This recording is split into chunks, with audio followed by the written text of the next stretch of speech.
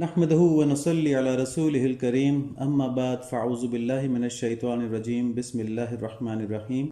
جو نیک لوگ ہیں ان پر جب مصیبت آتی ہے تو جتنی بڑی مصیبت آتی جو نیک لوگ ہیں ان پر جب مصیبت آتی ہے تو جتنی بڑی مصیبت آتی ہے اتنا بڑا ان کو ثواب اور اللہ تعالیٰ کی رحمتیں اور اللہ تعالیٰ کی نوازشیں ملتی ہیں۔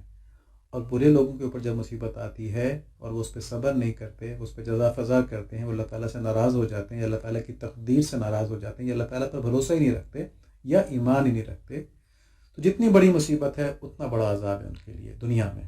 آخرت میں تو ہے ہی ہے۔ جو ہم بات کر رہے تھے نا نافرمانوں کی اور باغیوں کی، یہ ان کی بات ہو رہی ہے، اور جنہوں نے صبر کر لیا ان کے لیے بڑے بڑے انعامات ہیں۔ تو ان آیات اور احادیث سے معلوم ہوا کہ جو مومن مصائب پر صبر کر لیتا ہے اور اپنے رب سے راضی رہتا ہے، اس کے لیے اس کے رب کی طرف سے لامحدود مہربانی اور رحمتیں ہیں، اور اس طرح نیک لوگوں پر مصیبتیں بھی اللہ تعالیٰ کی محبت ہیں۔ نبی صلی اللہ علیہ وآلہ وسلم نے فرمایا نا، ہم نے حدیث دیکھی ہے کہ جب کسی قوم سے اللہ تعالیٰ محبت فرماتے ہیں تو اس کو آزماتے ہیں، ٹھیک ہے، تو یہ محبت کی علامت ہے۔ لیکن ایسا صبر جب بھی ملتا ہے جب انسان کا تعلق اللہ تعالیٰ سے اتنی محبت والا بن جائے، کتنی محبت والا، غور سے سننا ہے، اتنی محبت والا جس میں وہ دنیا کا ہر نقصان اور ہر غم برداشت کر سکے مگر اللہ تعالیٰ کی رحمت سے مایوس نہ ہو اور ان کی حکمتوں پر بھروسہ رکھے۔ کوئی بھی نقصان ہو جائے، تکلیف اس کو ہوگی، پریشانی اس کو ہوگی، لیکن اس کو ہوگا کہ یہ میرے رب کی طرف سے ہے، کیونکہ ہر چیز پہ قادر ہیں، ہر چیز ان کے حکم سے ہوتی ہے، تو اس میں میرے لیے کوئی نہ کوئی فائدہ ہی ہے، اور اس میں میرے لیے صبر ہی بہتر ہے کہ اللہ تعالیٰ جو میرے لیے کرتے ہیں وہی بہتر ہوتا ہے۔ جیسے ایک آدمی آپریشن تھیٹر کی ٹیبل پر لیٹا ہوا ہو اور اس کو سوئیاں لگ رہی ہوں، اس کو معلوم ہو کہ میرا پیٹ کاٹا جائے گا، سب کچھ ہوگا، بعد میں تکلیف بھی ہوگی جب مجھے ہوش آ جائے گا، لیکن ڈاکٹر پہ اعتماد پورا رکھتا ہے کہ جو کچھ بھی کر رہا ہے میرے فائدے کے لیے کر رہا ہے، تو اس تکلیف کو برداشت کرتا ہے۔ اور اگر یہ پہلے سے لکھوا لیا گیا ہو کہ اگر جان چلے گی، بڑا خطرناک آپریشن ہے، تو وہ اس غم کو یہ برداشت کرتا ہے کہ شاید میں اسی آپریشن میں فارغ ہو جاؤں، لیکن پھر بھی ڈاکٹر پہ اس کو اعتماد ہوتا ہے۔ تو اس سے کہیں بڑھ کر ان لوگوں کو اللہ تعالیٰ پہ اعتماد ہوتا ہے۔ اللہ تعالیٰ میں نصیب فرما دیں یہ بات۔ اور جب ایسا صبر اور ایسا اعتماد مل جائے تو پھر اللہ تعالیٰ کی طرف سے اپنے خاص بندوں کے لیے ہر لمحہ ایسی مدد اور رحمت رہتی ہے جس سے شدید مصائب میں بھی ان کا دل مضبوط رہتا ہے۔ مطلب وہ صدمے اور تکلیف کو جسمانی طور پر تو محسوس کرتے ہیں، لیکن ذہنی طور پر وہ اس کو محسوس نہیں کرتے، روحانی طور پر اس کو محسوس نہیں کرتے۔ اللہ تعالیٰ کی مدد کا ایسی کیفیت ان کے ساتھ ہوتی ہے جو ہر چیز کو آسان کر دیتی ہے۔ اس لیے شدید مشکل حالات میں بھی ان کے لیے ایک سہارا رہتا ہے، اور ان کی جسمانی تکالیف ان کی روحانی مضبوطی کی وجہ سے دب جاتی ہیں، اتنا پتہ نہیں چلتا اس کا۔ ایسے صدمے اور مصائب جو دوسرے لوگوں کو توڑ دیتے ہیں وہ ان کی ثابت قدمی میں اضافے کا سبب بنتے ہیں۔ اور اس قرار کی، اس اطمینان کی، بلکہ اس دائمی قرار کی کیفیت جو ہے، اس کو حاصل کرنے کے لیے کیا کرنا ہے؟ بس اللہ تعالیٰ کی محبت اپنے دل کے اندر بڑھانی ہے، اتنی بڑھانی ہے کہ کوئی اور چیز اس سے زیادہ محبوب نہ رہے، حتیٰ کہ اپنا جسمانی آرام، اپنا ذہنی آرام بھی اللہ تعالیٰ کی محبت سے زیادہ نہ ہو۔ بس یہ کرنا ہے۔ تو اب ان باتوں کو سن کر، بلکہ ان اہم ترین باتوں کو سن کر، کیا ہمیں اللہ تعالیٰ کی محبت حاصل ہو جائے گی؟ یہاں پہ ایک بہت اہم بات سمجھنے والی ہے کہ کسی بات کا صرف علم ہونا اس پر عمل کرنے کے لیے کافی نہیں ہوتا۔ جیسے ہم نے یہ تو سمجھ لیا کہ جس شخص کی اللہ تعالیٰ سے محبت دنیا کی محبت سے زیادہ ہو، اس کے لیے دنیاوی مشکلات اور مصائب اس کی ثابت قدمی اور قرب الہی میں ترقی کا سبب ہوں گے۔ لیکن یہ صرف جان لینا کافی نہیں ہے۔ صرف یہ جان لینا جو ہے، یہ اللہ تعالیٰ کی محبت ہمیں نہیں عطا کر سکتا۔ دیکھیں، ایک مثال سے سمجھیں کہ تمام مسلمان جانتے ہیں کہ 5 وقت کی نماز فرض ہے، تو کیا تمام مسلمان 5 وقت کی نماز پڑھ بھی لیتے ہیں؟ ایسے ہی کہ سب مسلمان جھوٹ بولنے سے بچ پاتے ہیں، جبکہ وہ جانتے ہیں کہ جھوٹ بولنا نہ صرف خود گناہ ہے بلکہ بہت سے گناہوں کی بنیاد بھی ہے۔ ان باتوں سے ظاہر ہوا کہ کسی عمل کے کرنے کے لیے یا کسی کیفیت کو حاصل کرنے کے لیے صرف اس کے بارے میں علم ہونا کافی نہیں ہے، بلکہ عمل کے لیے قلب کے اندر ایک تحریک کا ہونا، ایک عزم کا ہونا، کسی انسینٹو کا ہونا ضروری ہے۔ کسی ایسے انسینٹو کا ہونا لازمی ہے جس سے کہ قلب کے اندر، انسان کے دل کے اندر ایک ڈٹرمنیشن آ جائے، ایک عزم آ جائے کہ یہ کام میں نے کرنا ہے۔ دیکھیں کوئی بھی کام کرنے سے پہلے نا دل کا چاہنا ضروری ہوتا ہے، اور دوسری صورت یہ ہوتی ہے کہ دل نہ چاہ رہا ہو، کسی مجبوری کے تحت کام کرنا پڑے. جیسے ایک نالائق طالب علم جو ہے اس کو نہ چاہتے ہوئے بھی اپنے والد صاحب کے کہنے پر امتحان دینا پڑتا ہے. تو اس مثال میں مجبوری انسان کے باہر سے پیدا ہوئی ہے، لیکن ایک مجبوری پیدا ہوئی تو دل نے عزم کیا کام کرنے کا. اور اگر کسی کام کا دل چاہتا ہے تو وہ مجبوری دل کے اندر پیدا ہوئی ہے کہ اس کے اندر ایک خواہش پیدا ہو گئی یہ کام میں کروں، تو اس کے بعد اس کے اندر عزم پیدا ہوا اس کام کو کرنے کا. اب دوسری بات یہ ہے کہ دنیاوی معاملات میں قلب کے اندر عمل کرنے کا عزم خود بخود پیدا ہو جاتا ہے. کیوں؟ کیونکہ دنیاوی معاملات میں یا تو کوئی جسمانی ضرورت وابستہ ہوتی ہے کہ جی ہمیں فلاں چیز کی ضرورت ہے، ایکسرسائز کرنی ہے یا کھانا کھانا ہے، تو قلب میں وہ کام کرنے کا خود بخود عزم پیدا ہو جائے گا کیونکہ جسمانی ضرورت منسلک ہے اس سے.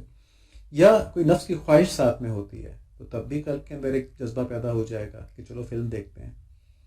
ٹھیک ہے، تو نفسانی خواہش ہے نا، تو اس پہ قلب مجبور ہو جائے گا، جا کے فلم دیکھ لی جائے گی. وہ باقی ڈیٹیلز ہیں کہ وہ گناہ ہے تو عقل اس کو منع کرے گی، ان ڈیٹیلز میں ہم بعد میں جائیں گے. لیکن ایک عام طور پہ بات ہو رہی ہے کہ قلب کام کس طرح کرتا ہے. جب دنیاوی کام کرنا ہو کوئی تو اس کے اندر جو عزم ہے وہ اس کی کسی خواہش کی وجہ سے پیدا ہوتا ہے یا کسی ضرورت کی وجہ سے خود بخود پیدا ہو جاتا ہے. لیکن دین کے معاملے میں نفس کی مخالفت قلب کے اندر عزم کو پیدا نہیں ہونے دیتی، یعنی ایک مشکل اس کے اندر ڈال دیتی ہے کہ یہ کام نہیں کرنا، دل نہیں چاہ رہا یہ کام کرنے کا، جسے ہم کہتے ہیں نا دل نہیں چاہ رہا. اب دل نہیں چاہ رہا تو یہ وہی چیز ہے کہ نفس مخالفت کر رہا ہے اس چیز کی نا.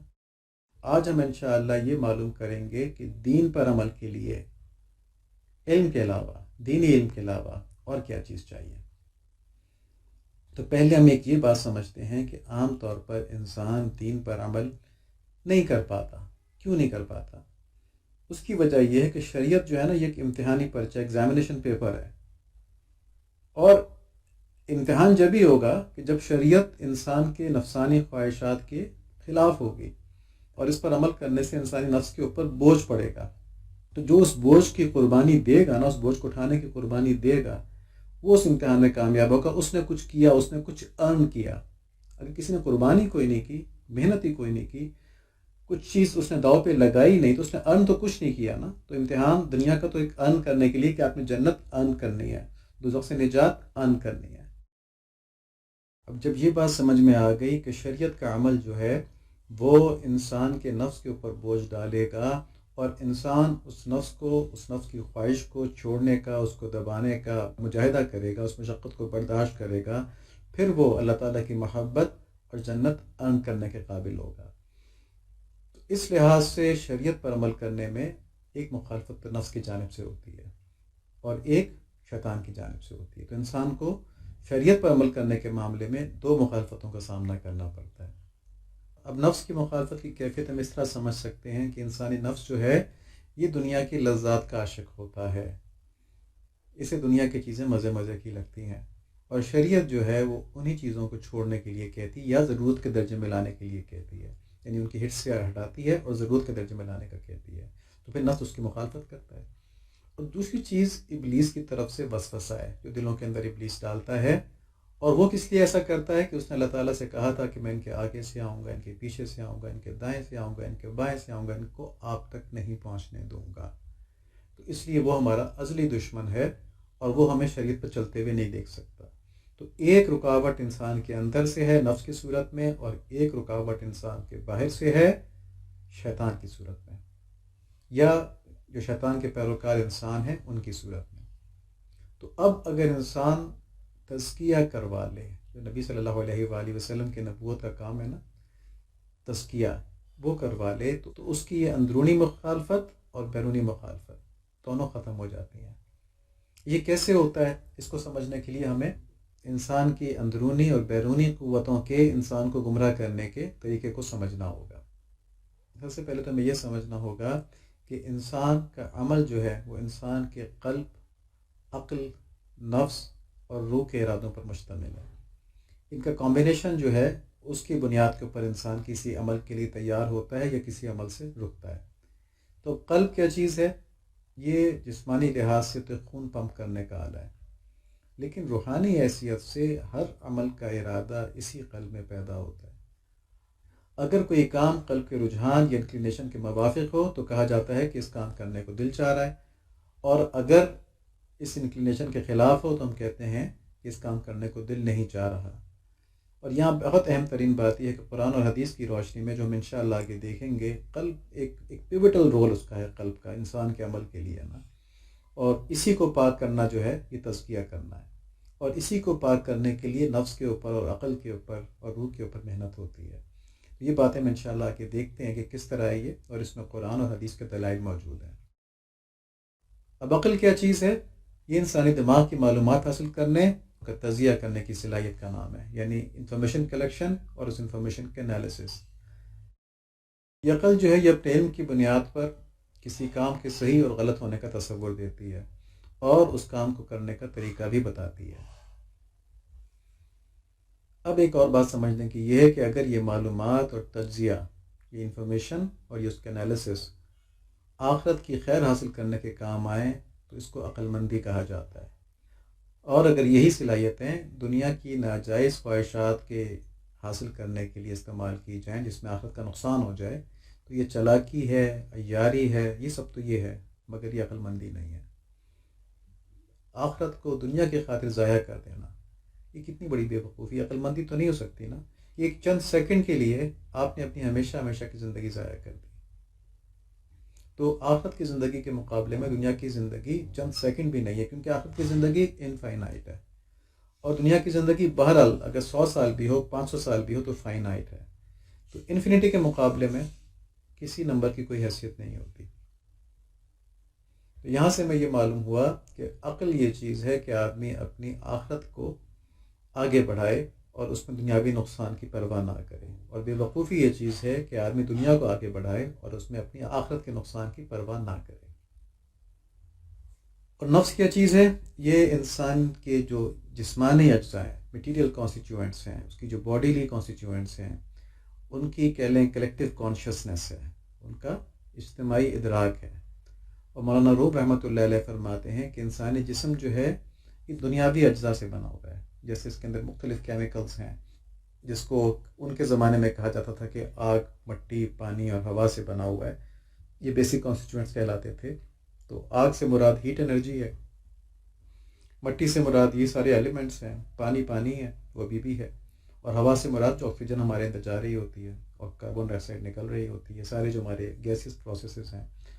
تو الٹیمیٹلی تو اس کو ہم نے فردر سب ڈیوائڈ کر دیا ہے، اصل میں تو یہی چیزیں بڑی تو انسان کے اندر اسی میٹیریل چیزوں کی محبت موجود ہوتی ہے، کیونکہ وہ خود اسی میٹیریل سے بنا ہوا ہوتا ہے، تو یہ محبت اس کے لیے نیچرل ہے۔ تو نفس کے اندر دنیاوی چیزوں کی محبت نیچرلی موجود ہوتی ہے، اور ان دنیاوی لذات کو حاصل کرنے کے لیے وہ بچوں کی طرح مچل جاتا ہے، اور اس میں وہ کسی قسم کے نقصان کی پرواہ نہیں کرتا، چاہے اس کا دنیاوی نقصان ہی ہو رہا ہو، صرف دین کی بات نہیں ہے، اس کا فوری دنیاوی نقصان بھی ہو رہا ہو تب بھی وہ اس کی پرواہ نہیں کرتا۔ جیسے شوگر پیشنٹ جو ہے وہ میٹھا کھانے کے لیے مچل جاتا ہے، اس کو اس کی پرواہ نہیں ہوتی کہ اس کے بعد کتنی کمپلیکیشن اس کے ساتھ ہوں گی۔ یہ ایک مثال ہے نفس کی خواہشات کی۔ روح کیا چیز ہے؟ انسان کے جسم کے ساتھ جو روح لگی ہوئی ہے، روح عالم امر سے ہے، اللہ تعالیٰ کی طرف سے ہے، اس لیے اس میں اللہ تعالیٰ کی محبت ہے، آخرت کے احوال کی محبت ہے، آخرت کے انعامات کی محبت ہے، آخرت کی چیزوں کی محبت ہے۔ لیکن جب انسان دنیا پرستی میں نفس کی اطاعت کے اندر لگا رہتا ہے تو یہ روح بیمار پڑ جاتی ہے، کیونکہ اس کو اپنی خوراک نہیں مل رہی ہوتی، اس کو آخرت بنانے والے اعمال نہیں مل رہے ہوتے، تو یہ بیمار پڑ جاتی ہے، اور آہستہ آہستہ یہ اس محبت کو محو کر جاتی ہے، بھول جاتی ہے۔ جیسے کوئی بیمار آدمی اپنا حافظہ کھو بیٹھتا ہے اور پھر اپنے بچوں کو بھی پہچان نہیں پاتا کہ یہ کون آیا ہے، ایسی بیماریاں ہوتی ہیں نا جس میں اس کو پتہ ہی نہیں چلتا، تو یہ روح بھی اس طرح سے اس محبت کو بھول جاتی ہے، اور پھر انسان کے پاس بچنے کا کوئی ذریعہ نہیں رہ جاتا، کیونکہ یہ روح ہی تھی جو اس کو آخرت سے جوڑتی تھی۔ اب ان چار چیزوں یعنی کہ انسان کا قلب، اس کی عقل، اس کا نفس اور اس کی روح، یہ کس طرح آپس میں ایک دوسرے کو افیکٹ کرتے ہیں تو آدمی عمل کے اوپر آتا ہے، اس کو ہم سمجھتے ہیں